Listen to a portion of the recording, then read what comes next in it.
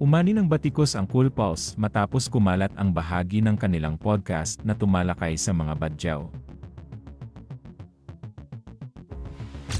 Sa episode 1014 na inilabas noong August 10, napag-usapan nina Nonong Balinan, James Caraan, Muman Reyes at Ryan Rems kasama si DPWH Secretary Vince Dizon ang tungkol sa madalas na pagbaha sa Metro Manila. Tinanong ni Nonong si Dizon kung bakit wala raw siyang nakikitang badyaw sa mga balita tuwing may baha. Sumagot naman si Dizon na sanay na ang mga badyaw sa tubig. Sinundan ito ng mga biro ni Nonong, Muman at James tungkol sa mga badyaw at sa kanilang mga tambol na umano'y maaaring gawing floating device. Bakit di ba lagi po tayong binabaha? Bakit wala pa po akong nakikita sa news na nasa lantang badyaw? Sanay. Hindi kasi Sanay di ba sa nasa tubig. labas sila? Sanay sa tubig. Lagi nasa streets palagi. Pero wala pa ako nakita sa news. Pero pag lumusong ka sa ba, pwede makatapa ka ng Sanay Sanay. sa tubig. Nonong kasi yung nila, yung tambol nila, floating device din yun. Yun. Yung pala yung PVC yun eh. Kaya pala gawa sa PVC pipe. Oo. Dahil dito, naglabas ng saloobin si Rita Gaviola, na nakilala bilang badyaw girl sa Pinoy Big Brother. Galit niyang sinabi na minaliit at ginawang katatawanan sa podcast ang kanyang mga katribo.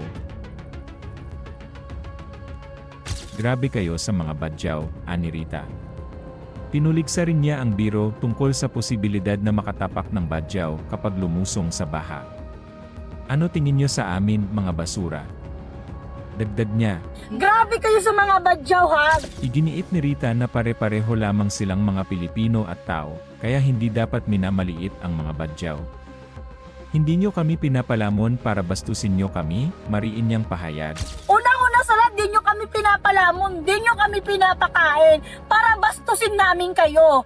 Direkta rin niyang pinagsabihan si Nonong, na dati rin naging housemate sa PBB. At sinabing sana ay pinag-isipan muna nito ang mga sinabi bago gawing biro ang kanyang mga katribo. Hindi rin pinalampas ni Rita ang biro tungkol sa tambol na dala ng ilang badyaw. Ayon sa kanya, aminado siyang may mga badyaong namamalimos, pero hindi ito dahilan para bastusin o gawing katatawanan ang kanilang buong komunidad. Samantala, hati ang reaksyon ng mga netizen.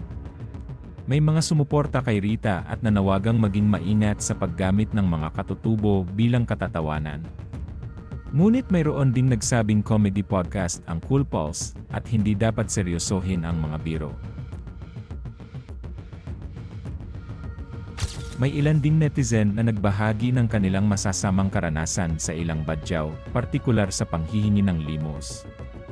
Gayunman, iginiit ng ilan na hindi rin dapat lahatin ang buong komunidad dahil sa kilos ng ilang tao.